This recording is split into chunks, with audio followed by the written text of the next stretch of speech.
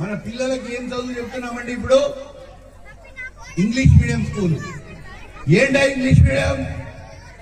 A for ఆస్ అంటే గాడిద, Z for zebra అంటే కంచర గాడిద. ఏ ఫర్ ఆస్ నుంచి జెడ్ ఫర్ జీబ్రా, గాడిద నుంచి కంచర గాడిద చదువుతున్నటువంటి వ్యక్తి అడ్డగాడిగా తయారు కాకపోతే ఏం తయారవుతాడండి? ఒక్కసారి ఆలోచించండి. మన పిల్లలకి అమ్మ ఆవు సంస్కృతి గురించి చెప్పాల్సిన అవసరం ఉందా లేదా? ఇవాళ అమ్మ అనట్లే, ఏమంటున్నారు?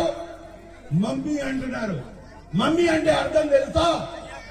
ఈజిప్ట్ లో ఉండేటువంటి చచ్చిపోయినటువంటి ఒక శవం, కుళ్ళిపోయినటువంటి శవం, పాతర పెట్టినటువంటి ఒక శవం, తల్లిని చచ్చిపోయిన శవంగా, కుళ్ళిపోయిన శవంగా, పాతర పెట్టినటువంటి శవంగా పిలువచ్చండి? అమ్మ అనేటువంటిది ఎంత కమ్మనైనటువంటి ఒక పిలుపండి. మర్చిపోయాం. మమ్మీ డాడీ, ఎక్కడి నుంచి వచ్చాడు ఈ డాడీ? మనకి నాన్నగారు అంటాం, బాపూజీ అంటాం, పితాజీ అంటాం.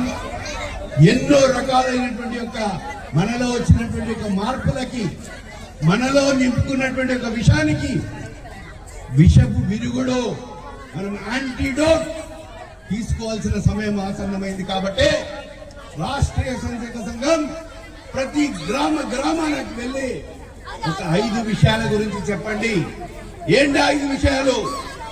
మొట్టమొదటి అంశం ఏదైతే ఉందో స్వభాష, మనం మాట్లాడేటువంటి యొక్క మాతృభాష గురించి అందరికీ చెప్పండి. ఎందుకంటే మీరు ఎప్పుడైనా ఆలోచించండి, మన కళలు కంటే మనం ఏ భాషలో కళలు కంటామండి?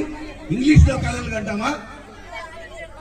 నిద్రపోతే కళలు ఏ భాషలో వస్తాయి? మాతృభాషలో వస్తాయి.